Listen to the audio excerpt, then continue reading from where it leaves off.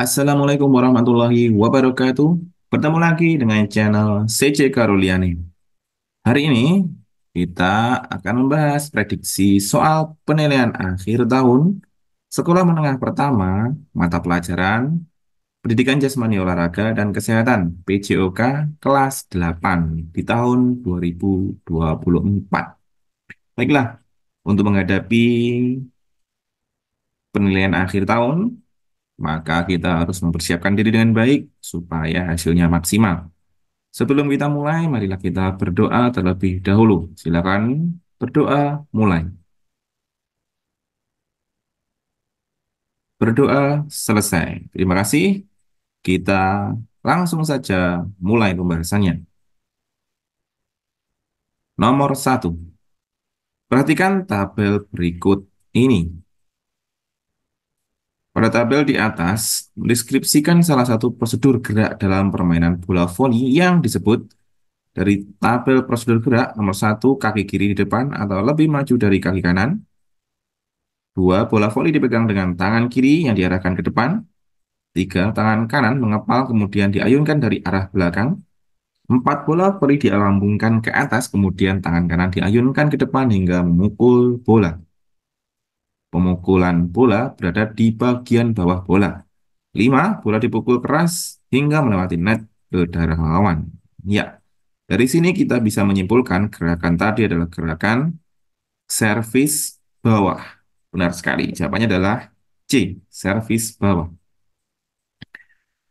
Next, nomor 2. Gambar di bawah merupakan salah satu gerak spesifik permainan bola voli yang mempunyai tujuan untuk gambar di sini adalah gambar blocking. Ya, latihan blocking. Tujuannya untuk apa? Untuk menghadang serangan lawan. Nah, dari A, B, C, D, mana yang benar? A. Pukulan untuk mengawali pertandingan bola voli. Ini disebut dengan servis. B. Menghalau serangan dari lawan. Ini tujuan dari blocking. C. Menerima serangan lawan. Ini passing ya. D. Mengembalikan serangan lawan. Ini juga bisa passing dan smash. Jadi, jawaban nomor 2 yang paling benar adalah B. Menghalau serangan lawan atau memblok serangan lawan. Next, nomor 3. Perhatikan tabel berikut ini. Pertanyaannya dari tabel di atas bisa kita identifikasi bahwa gerakan variasi dan kombinasi pada tabel termasuk dalam permainan. Variasi dan kombinasi gerakan nomor satu menggiring bola, dua passing di depan dada, tiga menangkap bola, empat melakukan gerakan layup up shoot. Nah, di sini sudah jelas. Kesimpulan dari tabel di atas adalah permainan bola basket. Benar sekali. B, jawaban nomor 3. Next, nomor 4. Pada suatu pertandingan bola basket, Ferguson melakukan gerakan mengoper bola kepada teman satu timnya. Operan yang diberikan dilakukan dengan cara memantulkan bola ke lapangan untuk mengecoh lawan. Gerakan mengoper bola yang dilakukan Ferguson tersebut juga dengan teknik mengoper dengan memantulkan bola ke lapangan untuk mengecoh lawan, yaitu teknik bounce pass atau peran memantul. Chest pass adalah peran setinggi dada, overhead pass adalah operan dari atas kepala, bounce pass operan memantulkan, D dribble, dribble pass ini enggak ada ya. Dribble itu menggiring, pass itu mengumpat. Jadi nomor 4 jawabannya adalah C, bounce pass. Nomor 5. Dalam permainan bulu tangkis terdapat beberapa teknik dasar yang harus dikuasai. Salah satunya yaitu pukulan drop shot, di mana teknik tersebut ya bertujuan untuk A. Mengarahkan shuttlecock kencang menukik ke lapangan lawan. B. Mengarahkan shuttlecock mendatar menyusur di atas net.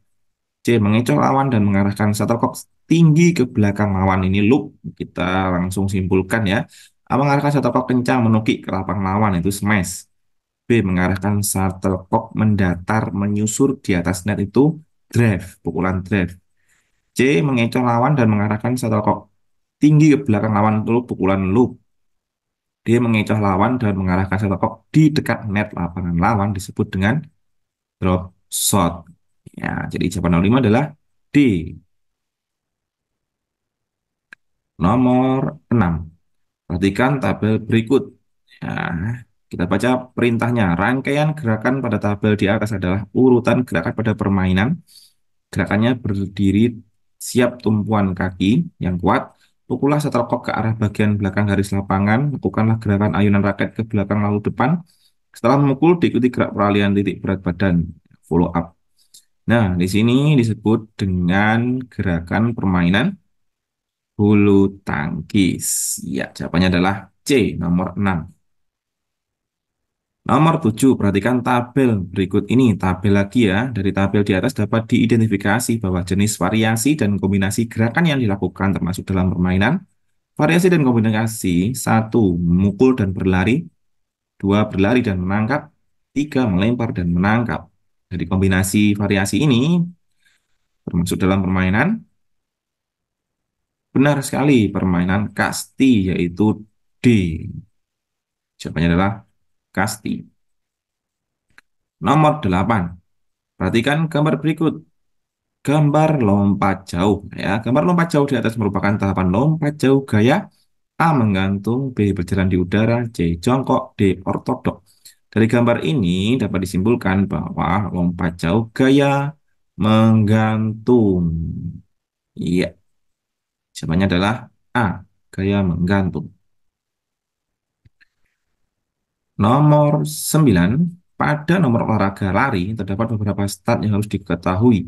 Dalam perlombaan nomor lari jarak pendek, stat yang harus digunakan adalah stat A. Berdiri, B. Stat melayang, C. Stat jongkok, D. Stat panjang.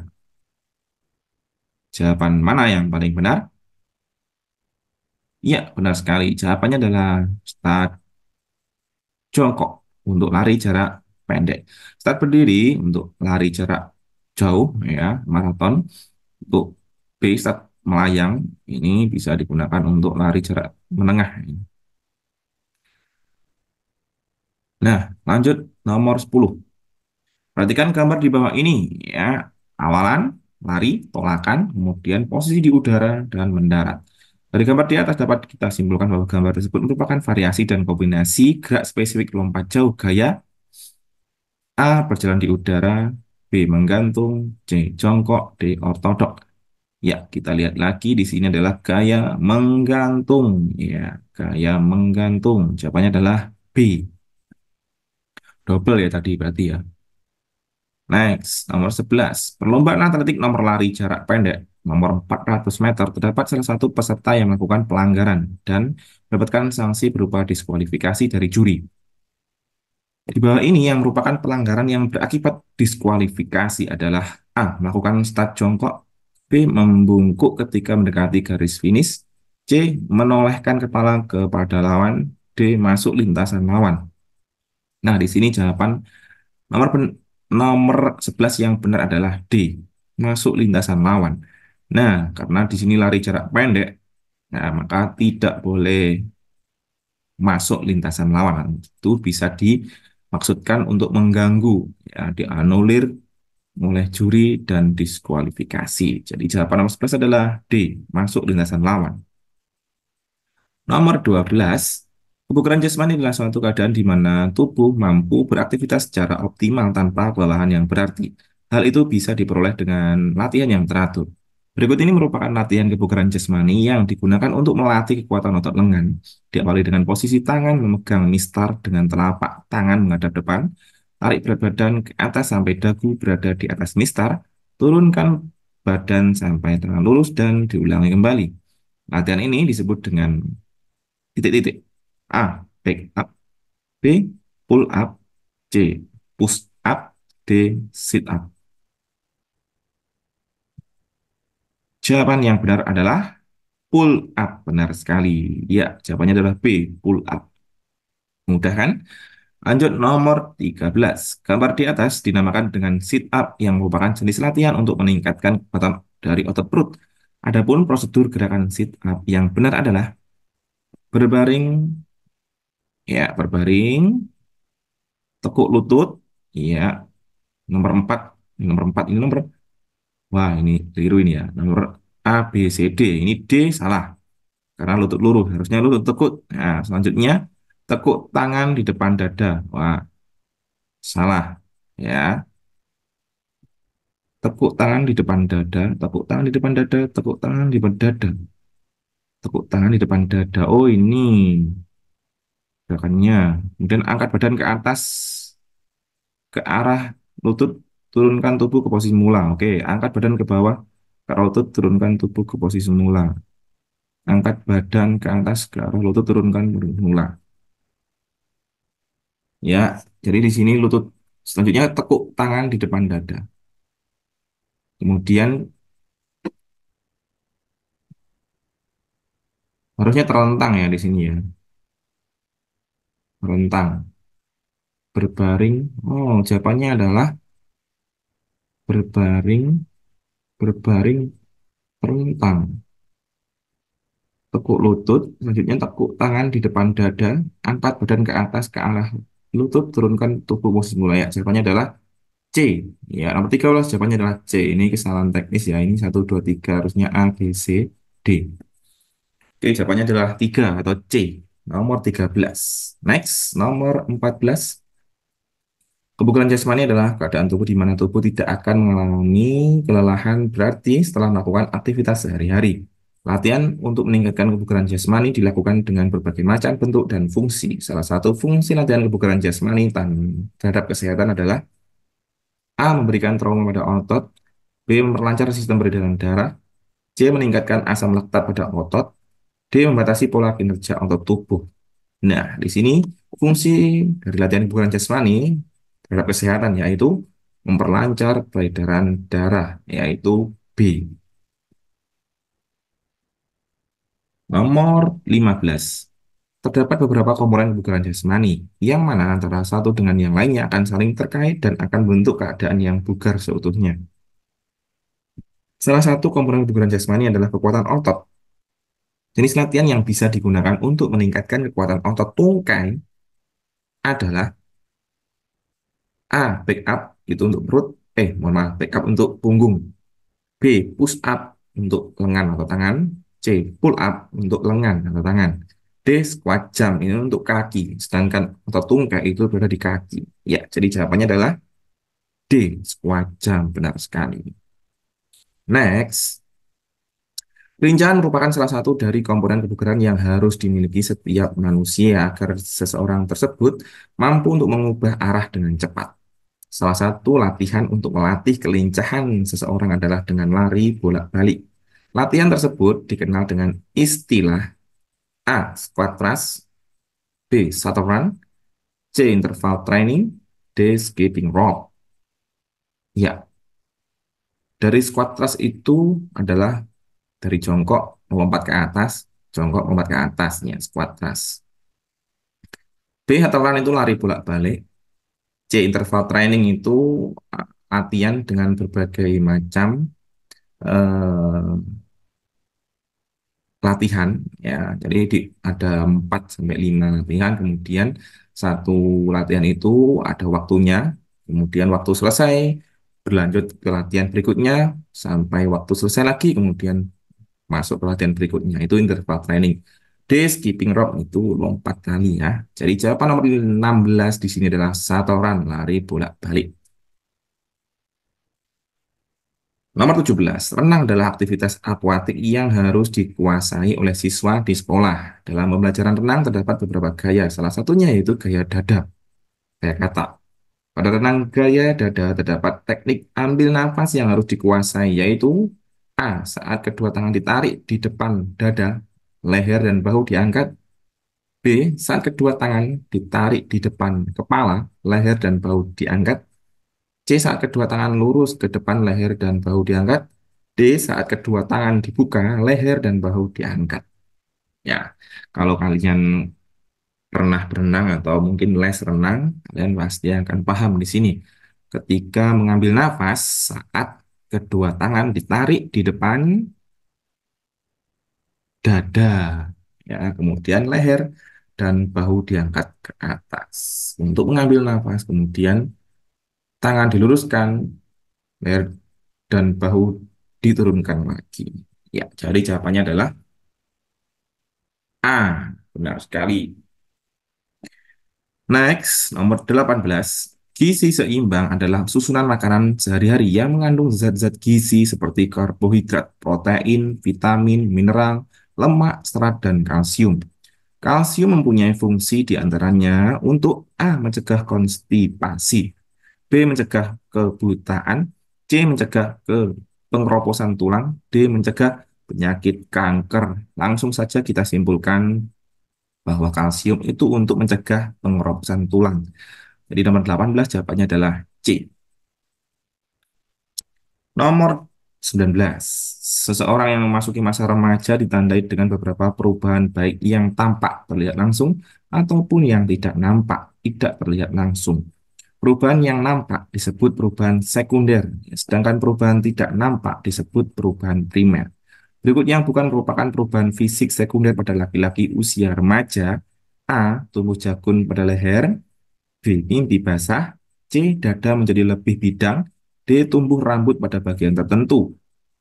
Yang bukan merupakan perubahan fisik sekunder, jadi yang tidak terlihat. Jawaban yang benar adalah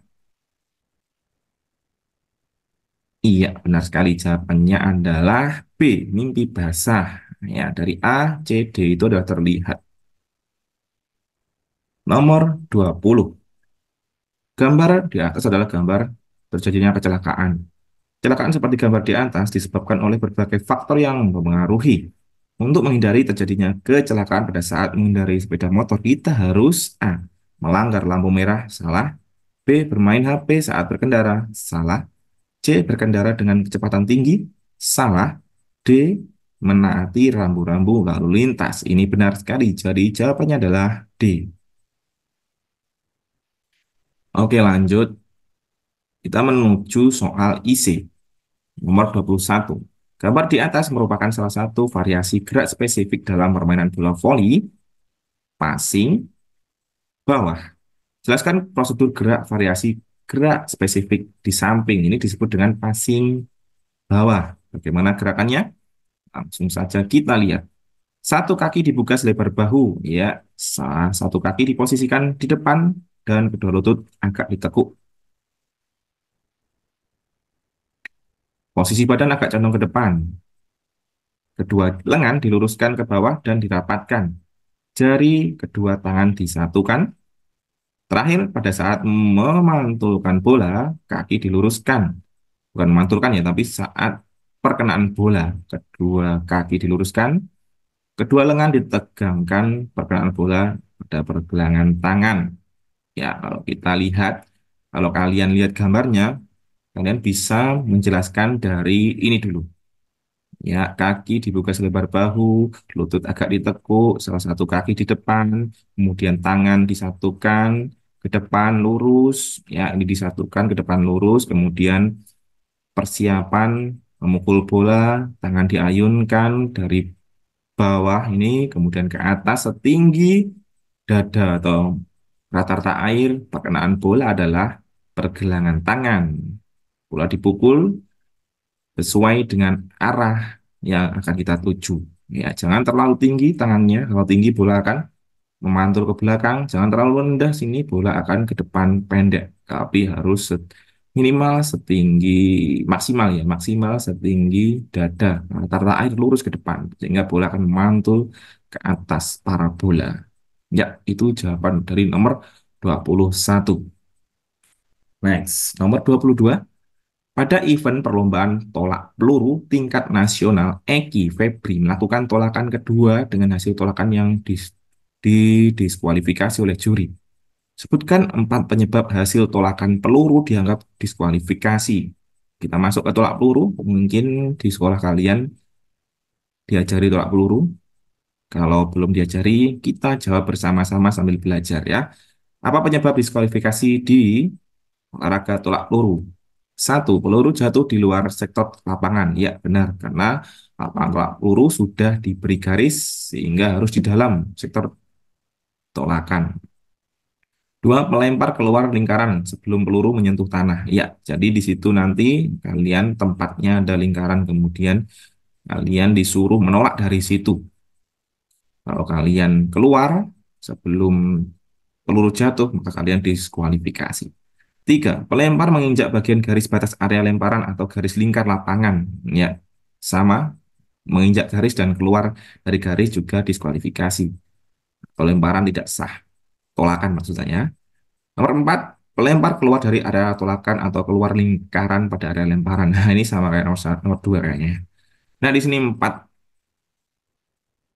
yang akan membuat kalian diskualifikasi di olahraga tolak peluru, cabang atletik ya, nomor tolak. Oke, itu nomor 22. Sekarang nomor 23. Pada pertandingan partai tunggal Jonathan vs Ginting, shuttlecock hasil dari pukulan Jonathan jatuh tepat di garis belakang lapangan Ginting. Maka keputusan wasit adalah tepat jatuh tepat di garis belakang, ya, di garis. Oke, kita lihat di garis berarti masuk poin untuk Jonathan. Ya, benar sekali, kalau di garis itu masih masuk. Tipis pun juga masih masuk kalau kita pakai replay ya. Kalau dalam sepak bola itu VAR, pakai VAR. Ini bola masuk, poin untuk Ginting, poin untuk Jonathan ya. Next, nomor 24. Denyut nadi maksimal DNM adalah frekuensi denyut atau detak jantung yang diukur setelah melakukan latihan aktivitas fisik. Evan adalah remaja yang lahir pada tahun 2025. Berapa DNM yang seharusnya dimiliki oleh Ivan? Ya, ini kurang ya. Ini harusnya Evan saat mengikuti Evan Dimas, maksudnya ini Evan Dimas saat oh tahun 2000 oh ya 2019 ya. Ini ketika U19 U berapa ya? U19 apa apa waktu Evan juara itu yang di Sidoarjo kalau nggak salah ya. Atau di mana lupa saya. Nah, ketika kita latihan, sebelum latihan itu denyut nadi kita cek. Kemudian setelah pemanasan kita cek lagi. Kemudian setelah latihan kita cek lagi. Nah, dari situ untuk apa? Mengukur denyut nadi supaya kita tahu bahwa denyut nadi awal sebelum latihan itu harus normal, tidak tinggi, tidak rendah. Ya, maka denyut nadi ketika latihan pun juga harus normal, tidak tinggi, tidak rendah. Ya, jadi di situ bisa manfaatnya apa? Manfaatnya kita bisa tahu bahwa hasil latihannya itu ada atau enggak.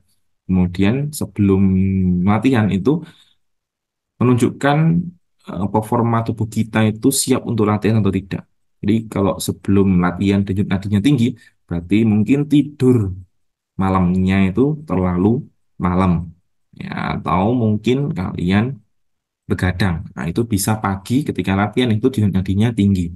Jadi jantungnya itu berdetak lebih kencang. Nah, langsung saja jawabannya itu bagaimana caranya? Ya, denyut nadi maksimal itu dihitung dari, nah ini dia. Ya, dari rumusnya adalah 220 ya. Denyutnya di maksimal itu 220 dikurangi usia. Usianya Evan saat itu ketika 25 itu adalah 15. Oh, 14 ya. 14 tahun. Jadi kalau 220 dikurangi 14 yaitu 206 per menit itu denyut nadi maksimal ya. Apa sih denyut nadi maksimal? Itu denyut nadi maksimal ketika latihan. Itu tidak boleh melebihi denyut nadi maksimal ketika latihan. Apa yang terjadi ketika denyut nadi maksimalnya terlewati atau lebih dari 206, Evan Dimas akan apa namanya ya? eh semaput, bahasanya apa semaput itu? Pingsan ya, pingsan atau muntah. Mungkin juga jangan terlalu tinggi juga denyut nadinya ya. Jadi latihannya kalau latihan berat itu bisa mendekati saja, mungkin perut sudah mual-mual ya, sudah gliyeng dan seperti apa, kelelahan, sangat kelelahan ya. Nah, itu bagi pelatih, ini untuk pelatih ya, untuk kalian mungkin ikuti aja pelatih. Tapi kalau tubuh kalian tidak kuat, ya bilang aja pada pelatih sehingga tubuh kalian tetap akan terjaga kesehatannya. Nah, ini untuk menghitung denyut nadi maksimal kalian. Jadi denyut nadi maksimal itu denyut nadi maksimal kalian. Supaya kalian tahu denyut nadi kalian maksimalnya berapa, jangan sampai melebihi denyut nadi maksimal kalian sehingga akan mengakibatkan kalian pingsan atau muntah. Oke, jadi jawabannya adalah ini. 206 per menit. Next, nomor 25. Hipokinestik, hipokinetik ya, merupakan penyakit dari seseorang yang disebabkan karena kurangnya aktivitas fisik dalam kehidupan sehari-hari. Sebutkan 4 usaha untuk mencegah penyakit hipokinetik. Satu, melakukan olahraga secara teratur. Dua, berangkat sekolah dengan jalan kaki bersepeda ya biar sehat ya. Tiga, mengurangi bermain gadget dan mengganti permainan yang mengerahkan seluruh tubuh, ya, bak sodor, lompat tali dan sebagainya. Empat, membantu ibu menyelesaikan pekerjaan rumah yang bantu bersih-bersih, menyapu dan lain sebagainya yang membutuhkan fisik ya yang mungkin slow saja.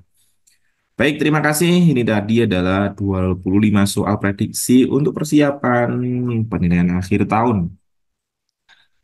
Semoga bermanfaat dan tetap belajar, belajar, belajar, dan belajar supaya ilmu kalian menambah dan pemahaman kalian bertambah di dunia olahraga, khususnya mata pelajaran pendidikan jasmani, olahraga, dan kesehatan. Sampai jumpa di video-video yang lainnya dan terima kasih. Wassalamualaikum warahmatullahi wabarakatuh.